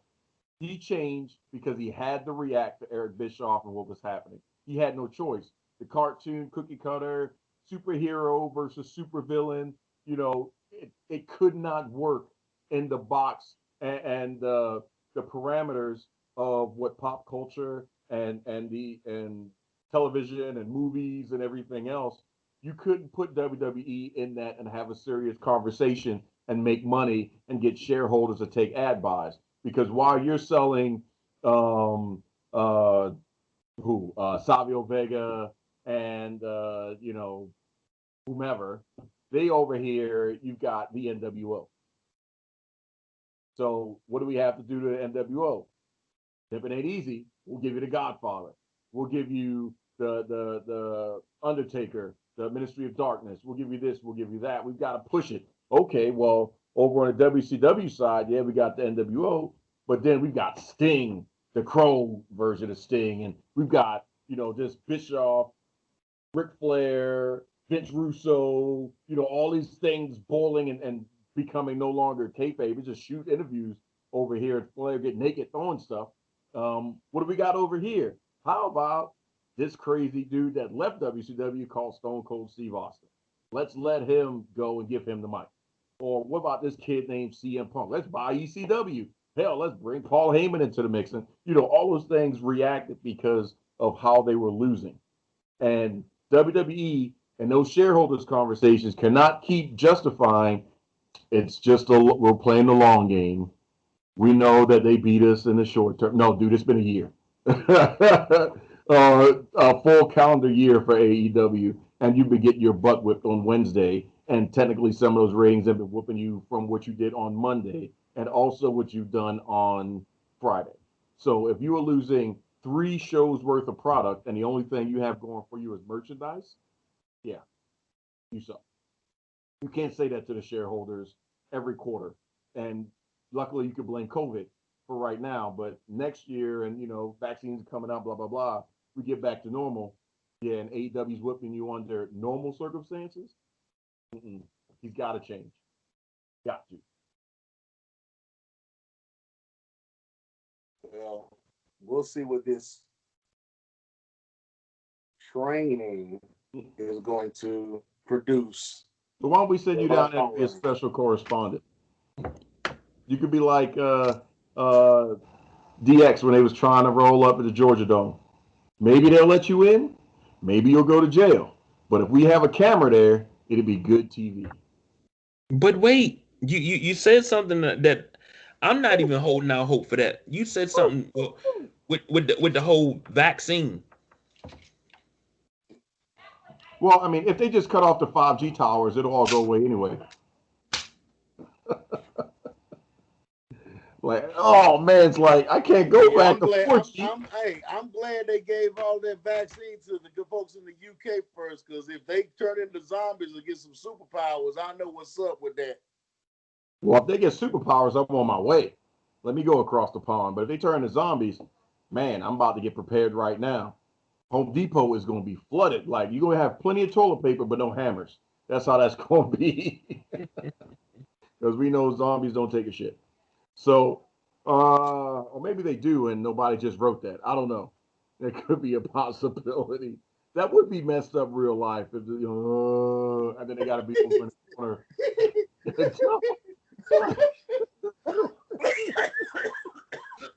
Okay. Time is over. I broke him. Zombies don't take a shit. That popped me. Good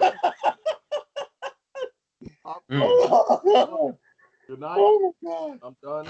Secret War's out.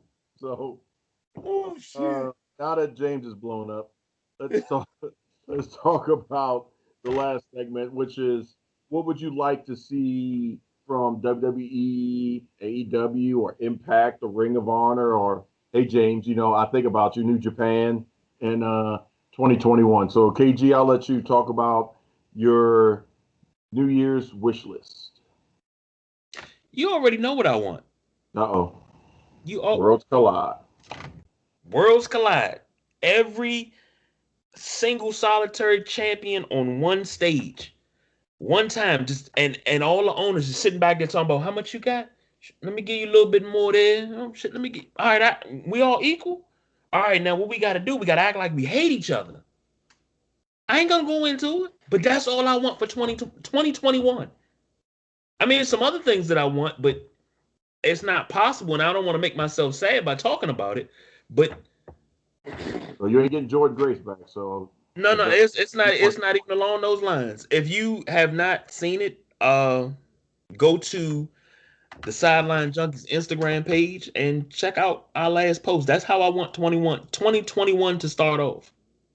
And that's true feelings. I know it'll never happen, but damn it, I would love for it to happen. Wait a minute. You posted about the all naked, butt naked episode. I can do it now. I mean, just let me know. I mean, if you don't keep your ass in that damn seat. God dang, man. Y'all make exhibitionism and nudism a bad thing, man. This ain't that type of party. Ric Flair don't wear no shirt. This motherfucker here, man. God damn it. Oh, God. No!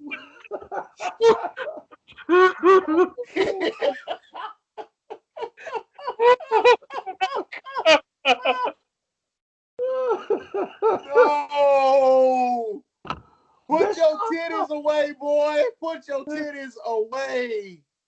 Oh my God. Okay. He's had another drink tonight. Motherfucker here, man. Hey, look. What's that dog, man? It's time to go. You ain't got nothing in your dog. I got something in mind. You ain't got nothing in yours. Yeah, that's true. You have no that's excuse. True. You just stupid as hell. All right, Put no your problem. damn shirt back on. All right, man. I'm sorry. Let me get us kicked off of YouTube and every other damn podcast we got going on. Let me podcast network. Let me represent my Call of Duty. Next week you'll see the pants go off, so it's all good. Okay, let's go ahead and wrap this. Wrap that shit up. Wrap it up, B. Wrap it up.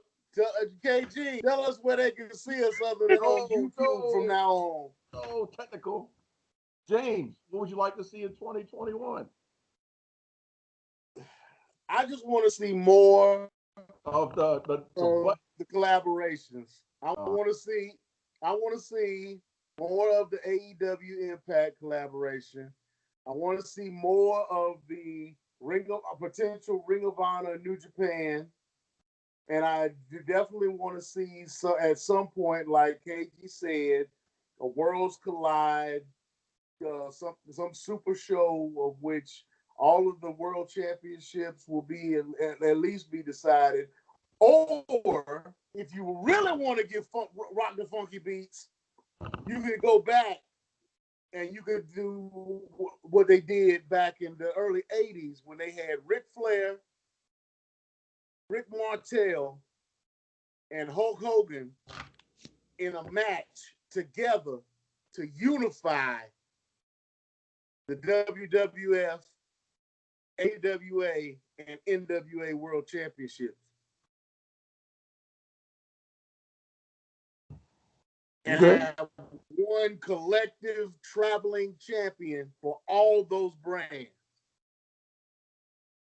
Have a good 5-way, and it just comes out in a big mosh where nobody wins. And it's just you just see all 5 of those champions in one ring together, knowing that none of them are gonna win. But the fact that you got all these champions in one ring, all these belts in one ring at the same time, just there, just awesome. I like that.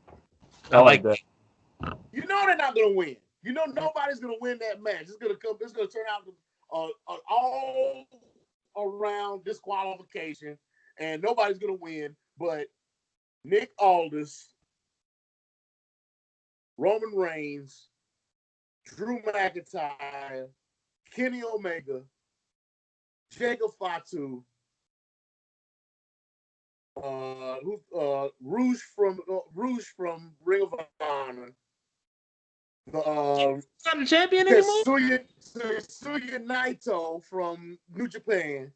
All of these wrestlers and all of these belts in one place at one time.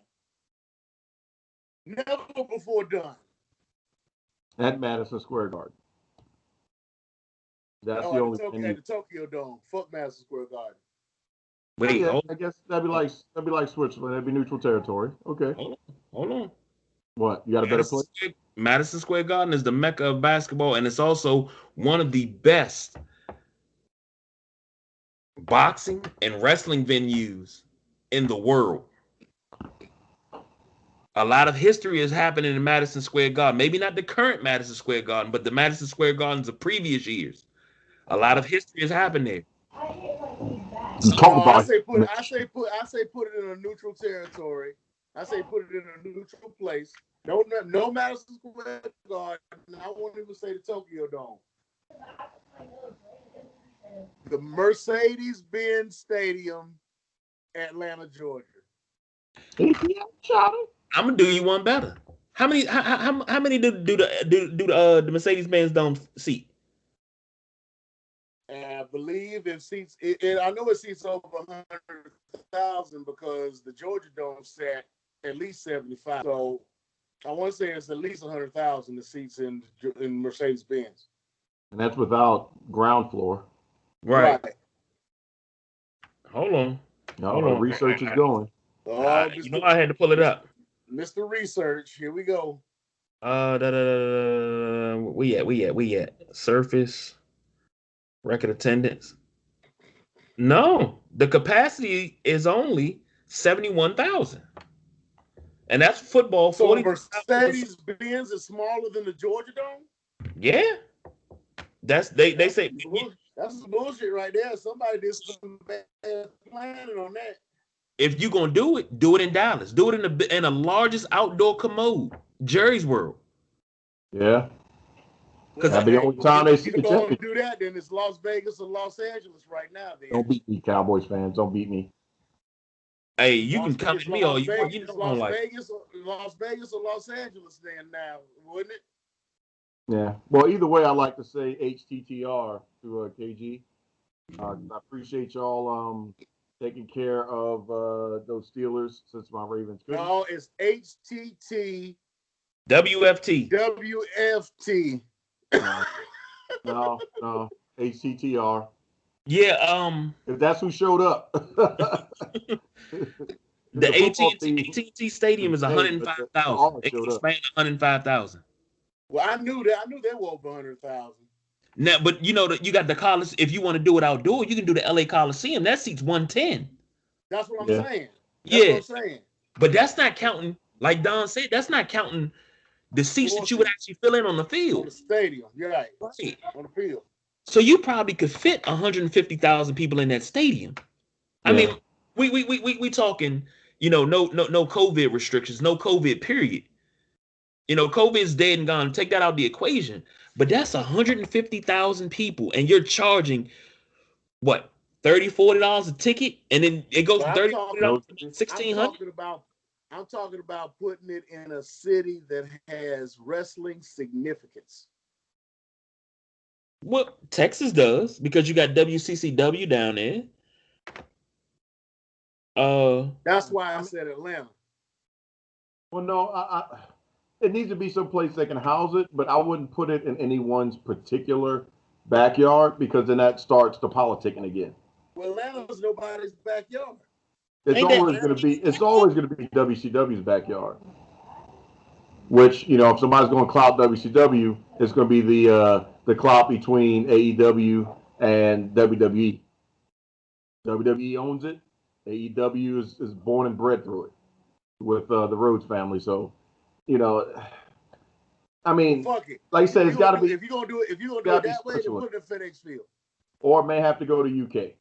It all depends. Put it in FedEx Field. FedEx Field ain't big enough.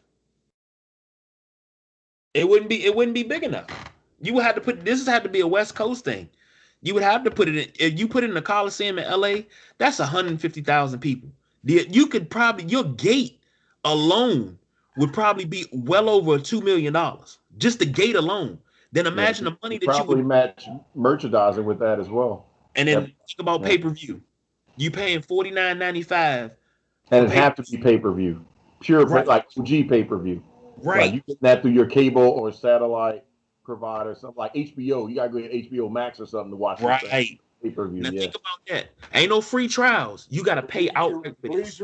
Bleacher Report, Fight TV, Yeah. all them. Yeah. And there's no pre-show matches. It's the entire thing is all the main card.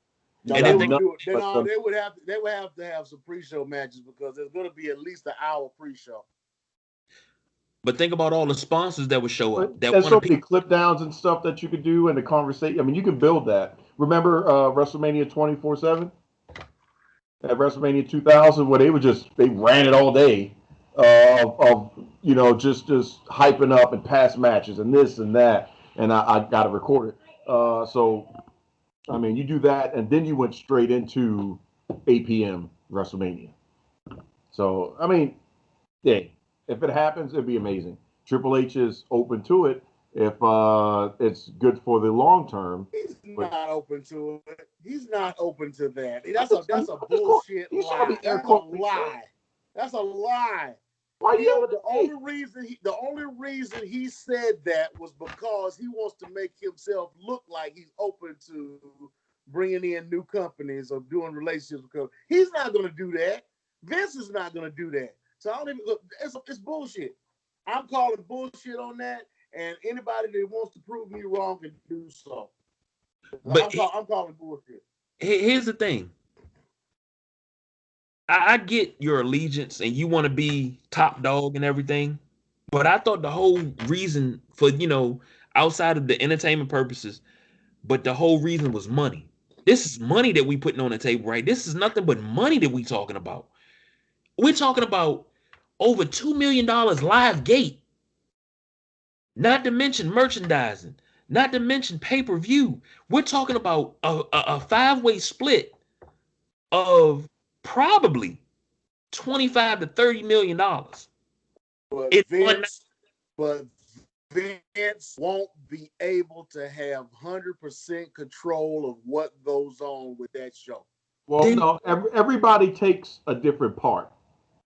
WWE handles. Going for that. No, WWE handles. Your boy Vince. I know. Your boy Vince. We're talking fantasy. We talking what we would like. Yeah, we talking fantasy, and I'm telling you that Vince ain't gonna be down for the shit. Vince ain't gonna be down forever. You saw him at the Taker thing. He's starting to not look like Vince. We done Yeah, lost a quarter of he Vince in time and stress. Undertaker was his biggest. It was his number one guy. Regardless of what happened, he never left him.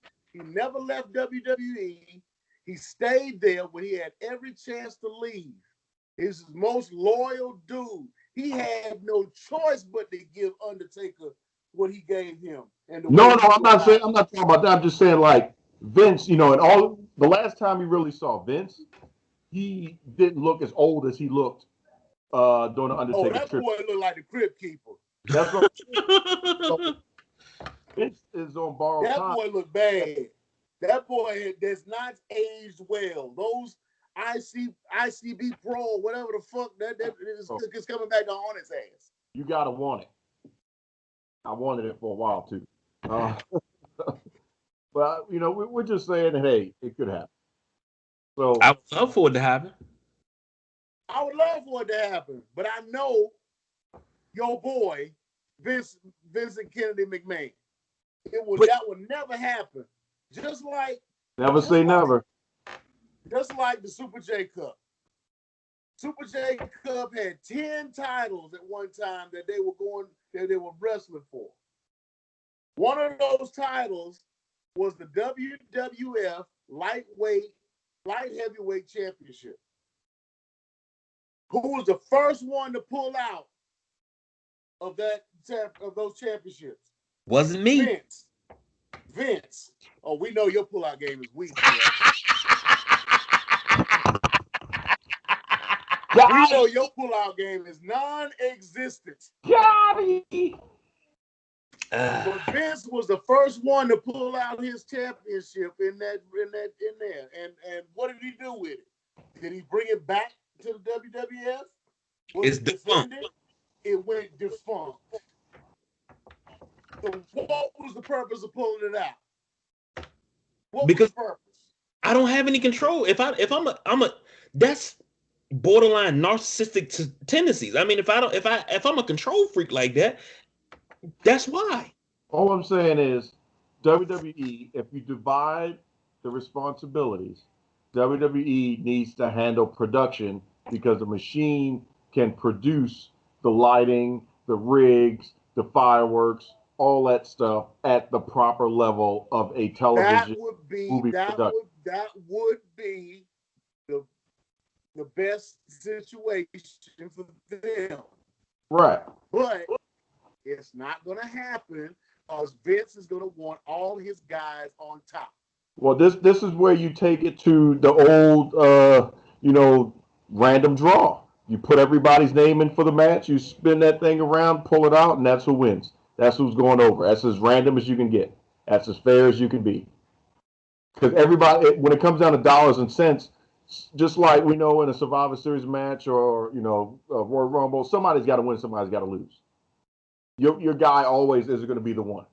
So you're going to say that you're going to put all the major world champions' names in a hat, and whoever pulls out, and Vince gets to pick. No. It's somebody independent. No. I'm just saying. They're gonna write everybody's name on a piece of paper. They're gonna fold it up.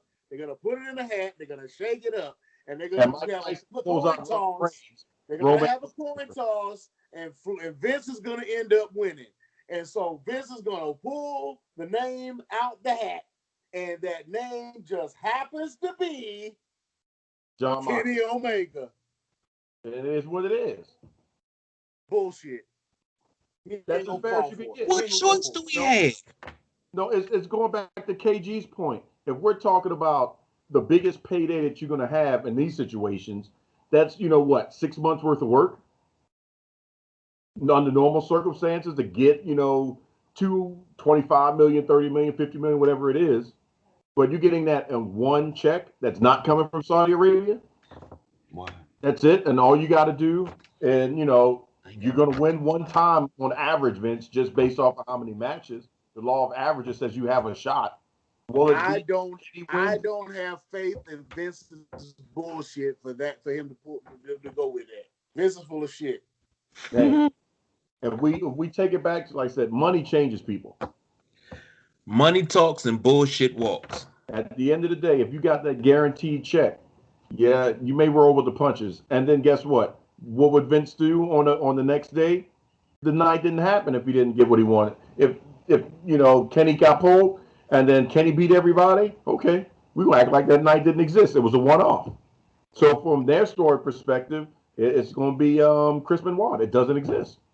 But from the fan perspective, that was the most massive, amazing thing of all time. That's all Vince is gonna do. Just it was wickedly awesome.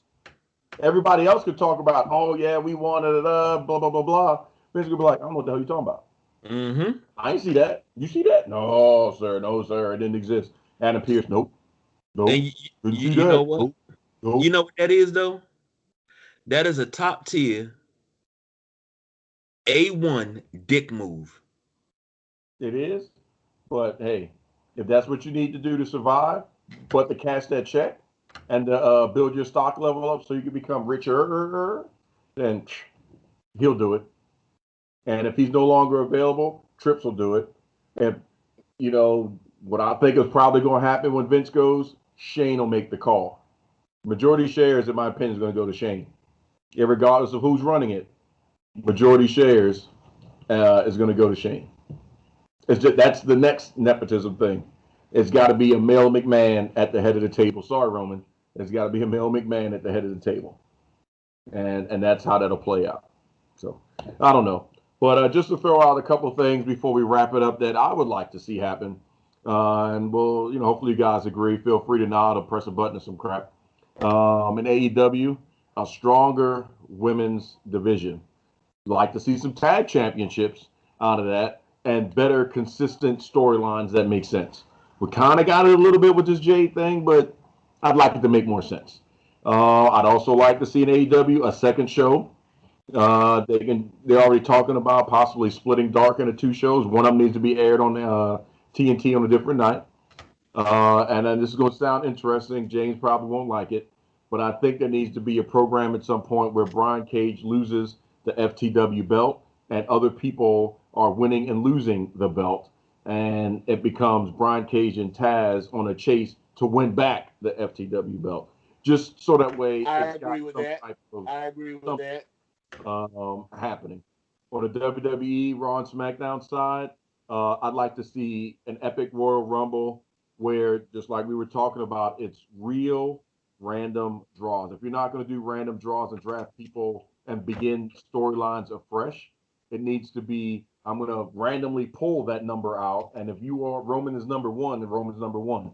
And if you're going to want Roman to be the winner of the Royal Rumble, then you need to write out how that's going to happen based off this random role. And he's going to have to be in there for 60 plus minutes because that's just what was pulled. Not number 30 is Roman Reigns. Oh, there we go. There's your champion right there, or there's your winner right there based off of that. I'm just throwing Roman out there as, I expect him to be champion by that point, but I would like to see a real epic random Royal Rumble. No gimmick people in there. Everybody is capable of winning based off of them being an active performer. I'd like to see more cross-brand action, not just this, the one time a year or the third time a year type of thing.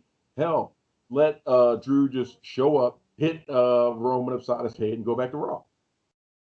Just because you all in the same building. I mean, hello, we're not traveling that much, so you can do those type of things to build the excitement, to blur the lines, and you start wondering, are we watching one continual show? Is it two shows? While these beatdowns happening, which would also turn into the other thing, which is either end or fix retribution.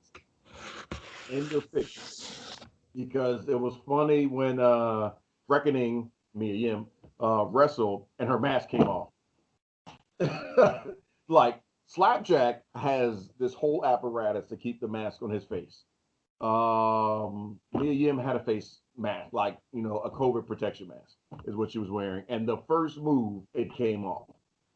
Like, oh, man. So we basically watched a halfway Mia Yim match without Tim's, so it just felt kind of weird. But end or fix retribution. And if you're blurring the lines, then retribution can become something because they're jumping back and forth, doing what they need to do, and it makes more sense.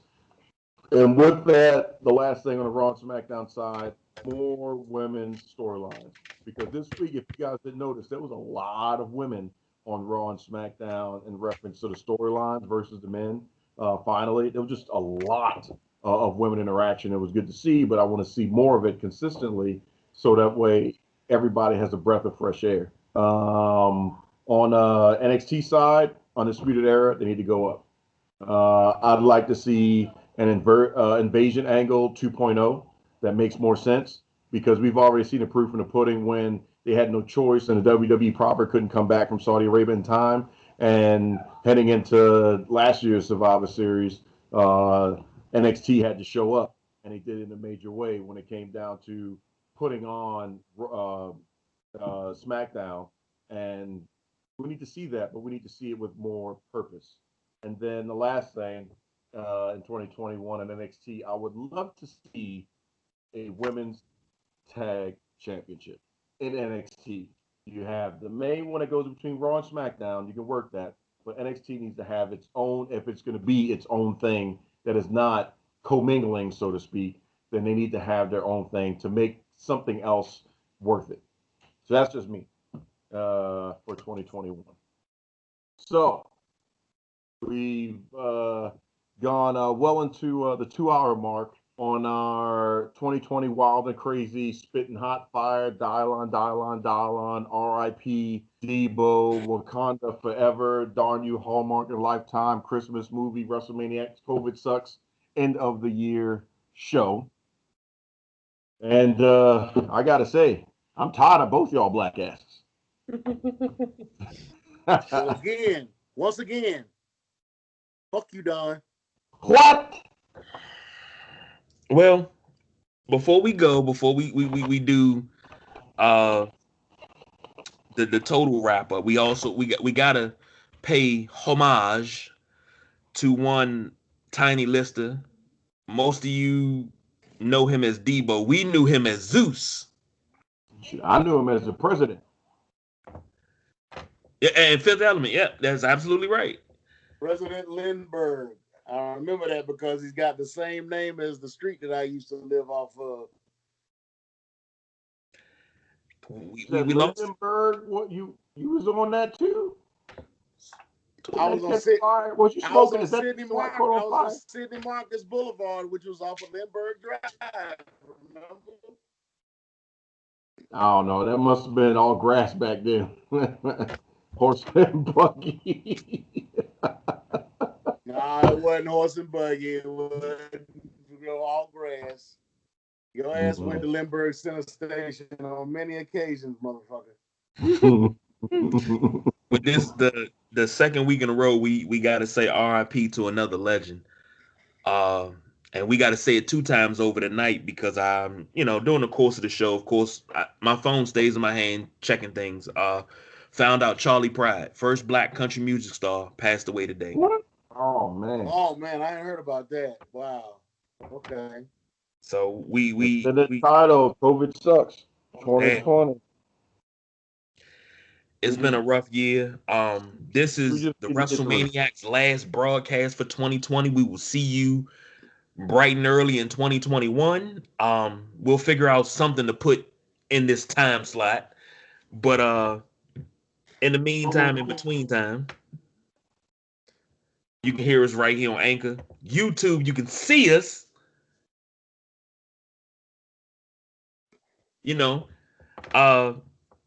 Stitcher, Overcast, Pocket Cast, Google Podcasts, Apple Podcasts, Radio Public, Podbean, iHeartRadio, Player FM, TuneIn, any major streaming platform, you can catch us. Oh my God, no! Sit your fucking ass down. What in the hell is going on over there? What? Oh my God! I can't unsee that. And with that being said, me personally, I will talk to you guys in the morning for Sunday Rise live on Podbean.